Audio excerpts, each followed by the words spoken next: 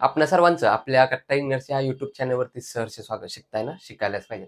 आज आपण या व्हिडिओमध्ये स्वामी या सब्जेक्टमधील simple stresses strain and elastic constant यातील type number 5 numerical based on volumetric strain यातील न्यूमरिकल नंबर 2 पाहणार आहोत. याच क्वेश्चनमध्ये गिवन डाटा लिहिण्याचा प्रयत्न करणार आहोत. A bar of cross section 20 mm into 40 mm म्हणजे हा आपल्याला काय दिलेला आहे, रेक्टँग्युलर सेक्शन दिलेला आहे. डायमेन्शन कशी असणार, बेस इंटू डेप्थ. या बेसलाच आपण विड्थ सुद्धा म्हणू शकतो. Base into depth BD 20 mm 40 mm and length 500 mm. Capital L ने डिनोट करतो. Is subjected to axial tensile force. त्यावरती काय आहे, टेन्साइल फोर्स दिलेला आहे. किती आहे तो, 50 kilo Newton. Capital P. The change in length is, delta L ने डिनोट करतो चेंज इन लेंथ. 0.20 mm दिलेलं आहे. Determine change in depth. आपल्याला काय सांगितलंय, change in depth find out करायला सांगितलंय. And change in width. त्याचप्रमाणे चेंज इन विड्थ किंवा चेंज इन बेस आपल्याला काय करायला सांगितले, फाइंड आउट करायला सांगितलेलं आहे. अँड चेंज इन व्हॉल्यूम, त्याचप्रमाणे चेंज इन व्हॉल्यूम सुद्धा फाइंड आउट करायला सांगितलेलं आहे. Take mu is equal to 0.30 and Young modulus is equal to 2 × 10⁵ newton per mm square.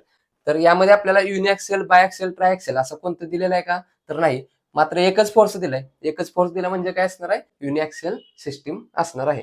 आपल्याला काय करायचंय, व्हॉल्यूम फाइंड आउट करायचं आहे. म्हणून युनिऍक्सियल, बायऍक्सियल, ट्रायऍक्सियल साठी आपल्याला फॉर्म्युला वापरावा लागतो. यामध्ये एकच फोर्स असल्यामुळे काय करायचा, युनिऍक्सियलचा व्हॉल्यूमेट्रिक स्ट्रेन साठी जो फॉर्म्युला आहे तो काय करायचा इथं आपण युज करायचा आहे. तर सर्वप्रथम काय करूया, दिलेल्या माहितीच्या आधारे डायग्राम ड्रॉ करूया. तर एकंदरीत असे काहीतरी डायग्राम दिलेले आहे, ज्याचा बेस किती आहे 20 mm, त्याची डेप्थ किती आहे 40 mm, लेंथ किती दिलेलं आहे 500 mm,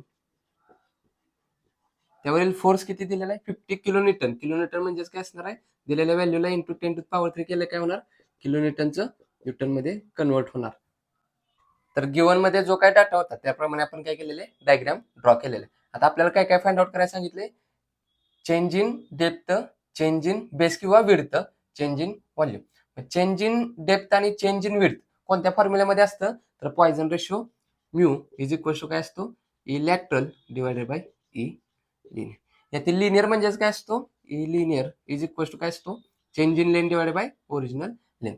चेंज इन लेंथ त्यांनी आपल्याला दिलेली किती आहे ती 0.20 mm मध्ये युनिट कन्व्हर्जन करण्याची गरज नाही. ओरिजिनल लेंथ 500 mm मध्ये युनिट कन्व्हर्जन करण्याची गरज नाही. देअरफॉर ई लिनियर किती आन्सर येणार, 0.20 divided by 500 is equal to किती आलं, 4 × 10⁻⁻4. आता ई लिनियर फाइंड आउट केलंय, पॉइझन रेशो म्यूची व्हॅल्यू दिलेली आहे, म्हणजे ई लॅटरल आपण फाइंड आउट करू शकतो. Change in base, change in depth किंवा change in width, change in depth आपण काय करू शकतो, फाइंड आउट करू शकतो. करूया. फॉर्म्युला ॲज इट इज लिहूया. म्यू इज इक्वल टू काय असतो, E lateral divided by E linear. आपल्याला काय हवाय, ई लॅटरल हवाय, मग E lateral is equal to काय होणार, mu into E linear, mu into E linear. म्यूची व्हॅल्यू पुट करूया, किती आहे ती 0.30 into E linear find out केलं किती आहे ती 4 × 10⁻⁻4. आणि ई लॅटरल म्हणजेच काय असणार आहे, बेसलाच आपण विड्थ सुद्धा म्हणू शकतो, म्हणजेच change in width divided by original width. हा बी इकडे काय डिवाइड आहे, तिकडे गेल्यानंतर काय होणार, इंटू होणार, म्हणजे change in base is equal to 0.30 into 4 × 10⁻⁻4. आणि हा बेस डिवाइड आहे, तिकडे गेल्यानंतर इंटू होणार. किती दिला आहे बेस आपल्याला, बेस म्हणजेच विड्थ 20 mm, म्हणजेच आपलं final answer change in base किती येणार, कॅल्क्युलेट करूया. 0.30 इंटू 4 × 10⁻⁻4 इंटू 20, किती आन्सर आला आपलं 2.4 इंटू 10⁻⁻3. चेंज इन बेसचं युनिट काय असणार आहे, mm. यालाच आपण पॉईंट मध्ये सुद्धा लिहू शकतो. काय करायचं, शिफ्ट धरून ENG बटन प्रेस केल्यानंतर काय होणार, पॉईंट मध्ये आन्सर येणार. म्हणजे change in base is equal to किती असणार आहे, 0.0024.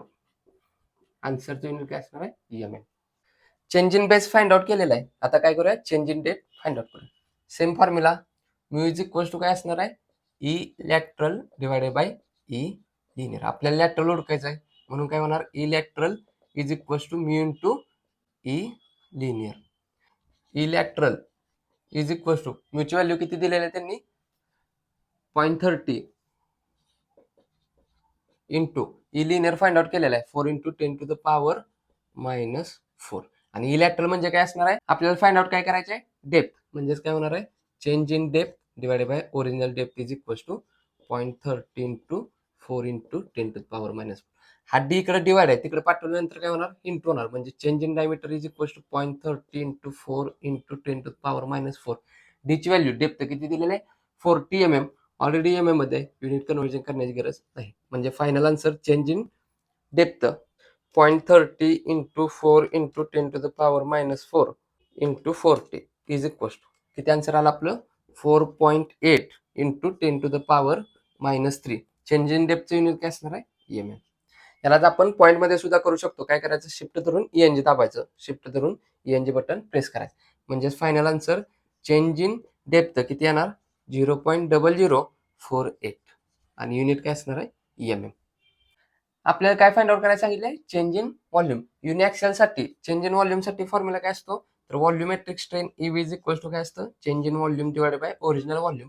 आणि युनिएक्सेल सिस्टीम साठी काय असतं, sigma x divided by Young modulus E ब्रॅकेटमध्ये 1 minus twice mu. Stress divided by Young modulus E म्हणजेच काय असतं, स्ट्रेन असतं. मग डायरेक्ट आपण असं सुद्धा लिहू शकतो, change in volume divided by original volume is equal to E linear ब्रॅकेटमध्ये 1 minus twice mu. E linear किती दिलेलं आहे आपल्याला, फाइंड आउट केलेलं आहे, 4 इंटू 10⁻⁻4 ब्रॅकेटमध्ये 1 मायनस ट्वाइस ऑफ म्यूची व्हॅल्यू किती आहे, 0.30. आणि हा व्हॉल्यूम इकडे काय डिवाइड आहे, तिकडे गेल्यानंतर काय होणार, इंटू होणार. इथं फक्त चेंज इन व्हॉल्यूम राहणार. आणि हा व्ही इकडे येणार.